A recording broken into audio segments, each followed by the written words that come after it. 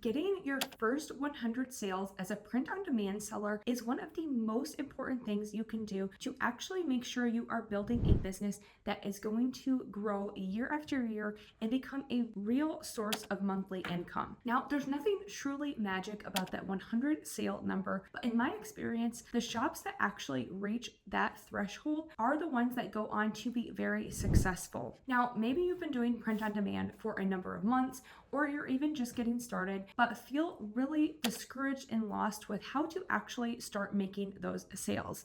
Now, don't worry, we have all been there. So in today's video, I'm going to share with you some of my best tips for how I got my first 100 sales and how you can implement those to actually help yourself make your first 100 sale even faster to make sure you are catapulting yourself into really growing this business. So if you feel like you are just racking your brain, trying everything you can, really wanting this business model to work, before you give up, make sure you watch this full video and try implementing all of these strategies that I'm going to share with you. The absolute very first thing you need to be focusing on if you want to make 100 sales fast is on the niches that you are pursuing. Now, the biggest beginner mistake I see so many people make is that they are focusing on niches that are just way too saturated. There's too much competition. So if you want to make 100 sales, you need to make sure that everything you upload is a high demand niche with low competition. Now, this just means that there are lots of people actively searching for this kind of niche, but there are not a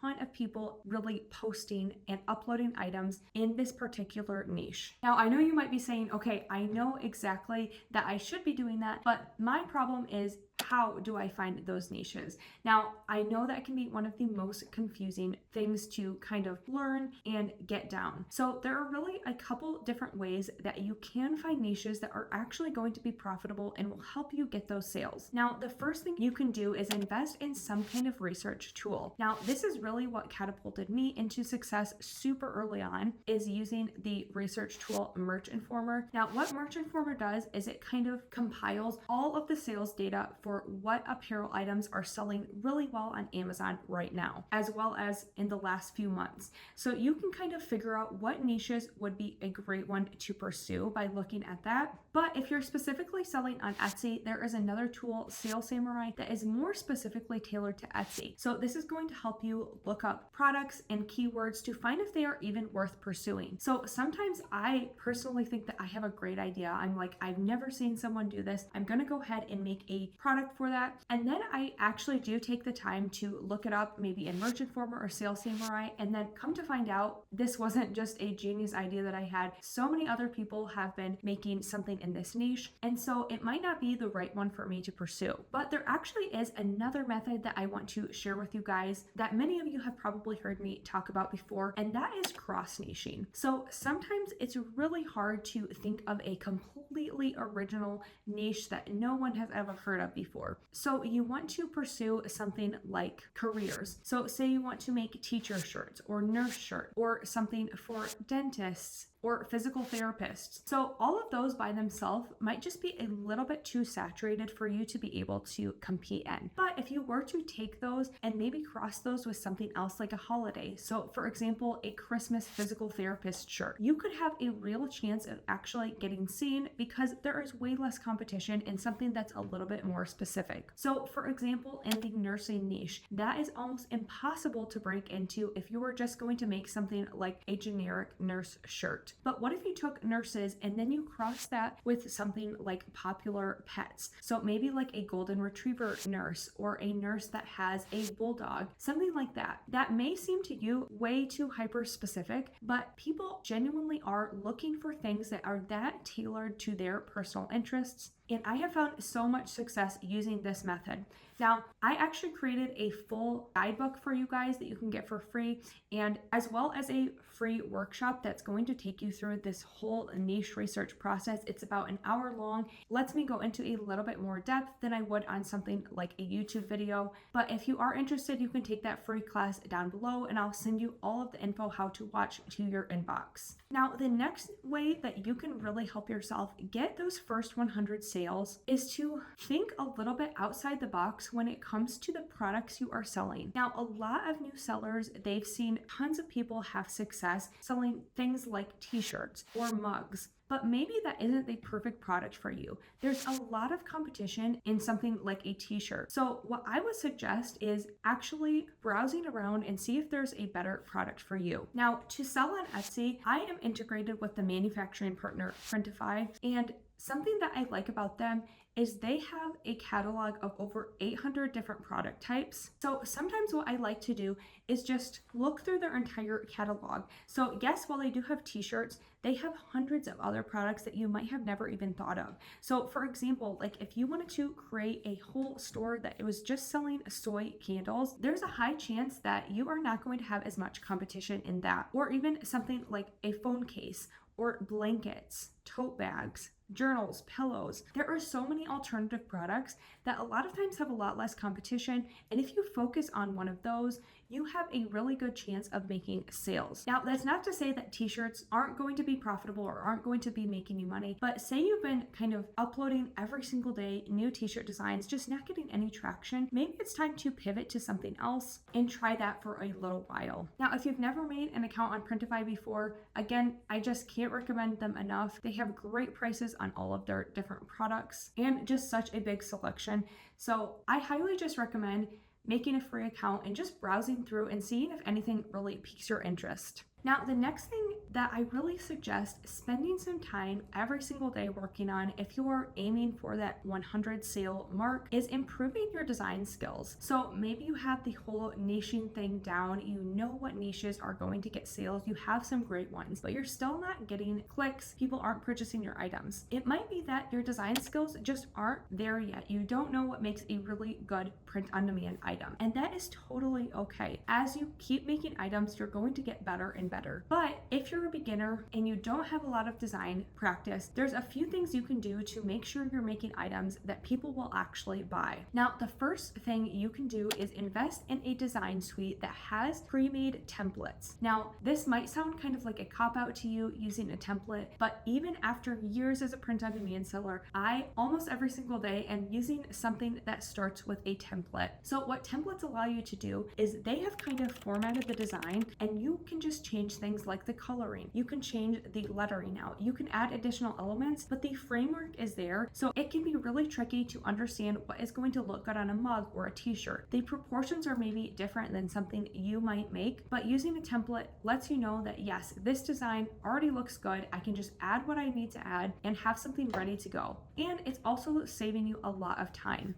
Now, I'll link all of Kittle's information down below. They are who I use with thousands of different templates. I can't recommend them enough. But another thing you can do is just familiarize yourself with what kind of design styles sell well on each type of print-on-demand item. So for example, if you are sticking with t-shirts, I would just take a little bit of time and browse through the first few pages of Etsy bestsellers and Amazon bestsellers. While I don't want you to copy any of those designs, and probably the niches that those are in are going to be too saturated, take note of how those design styles work. A lot of times I will do this. I will look through the first pages of bestsellers and I will have a way different niche in mind. So say I wanted to make something for that physical therapist Christmas kind of niche, I might look at the bestsellers in just the generic Christmas niche and take some cues to what kind of designs I should be making. So if I see that there's some really cool, like kind of Santa retro designs are doing well, I might try to kind of emulate that in my more specific niche. So anytime we can kind of learn from what is already doing well, that is going to help us actually get to those first 100 sales. Now, the next thing that is really going to help you get in front of more people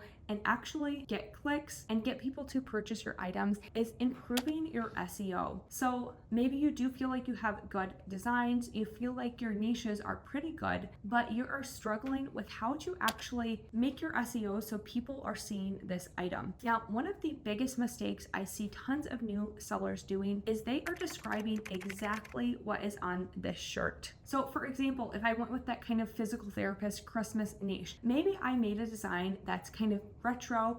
It has Santa kind of doing like some physical therapy poses. So a beginner might do something like cute Christmas shirt with Santa doing physical therapy. But in reality, no one is going to be searching up the phrase Santa doing physical therapy shirt, most likely. What they might be searching for is something like cute physical therapist Christmas shirt or Christmas gift for physical therapist. So you always want to be keeping in mind what the customer is searching for. So kind of try to stay away from describing exactly what maybe the shirt looks like or what it says, and instead thinking through those keywords of what someone actually is looking for. Now, there are a few words that I keep in mind when writing my titles and description. So I want to think through who this is for and include that. So if this is for female physical therapists or women, or maybe this is for a dentist, or this is for a 5th grade girl, I want to keep in mind who this is for. And I also want to keep in mind what this niche is. So include any keywords that have to do with what it is. And then another thing I like to keep in mind is for what purpose. So kind of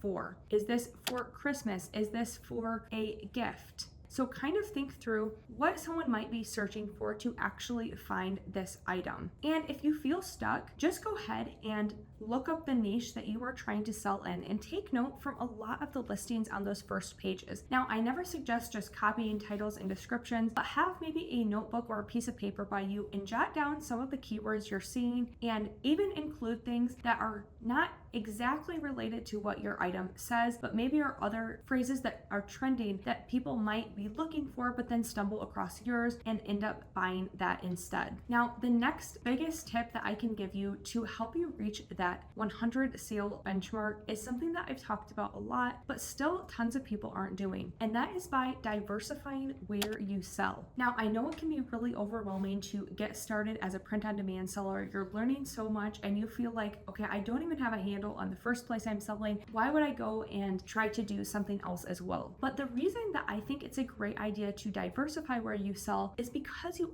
are doing all the work to figure out listings and niches and making designs for one specific platform. And then if you're selling somewhere else, you have really done all of the hard legwork there. And so you can simply just take the time that it takes to upload that on another platform, and you have a whole new set of eyeballs there. Now, there are tons of different print-on-demand sites, but typically the ones that I really recommend are going to be Amazon Merch, Etsy integrated with Printify, and then someplace like Redbubble, TeePublic, or Zazzle. Now, not all of them are going to have the same amount of traffic or sales, but by spreading yourself out onto a lot of platforms, you can capitalize on all those different kinds of traffic. So I know 100 sales can seem really daunting on one place, but if you just sell 20 different things on 5 platforms, you've already reached your goal of making 100 sales. So maybe 5 platforms is way too many to think about managing right now, but if you've just been trying to work on one, think about trying to expand to just one more platform. Now, I always recommend prioritizing your highest earning potential platform, so someplace like Amazon or Etsy first. So optimize your listings there, but then you can put those on other places as well. My complete breakdown of all of the top items I think that new sellers should try out that aren't t-shirts, I definitely recommend watching this video next, where I outline some of my favorites, and you might find the next product that's going to help you get to that 100 sale mark. Thanks so much for watching, and I'll see you in my next video.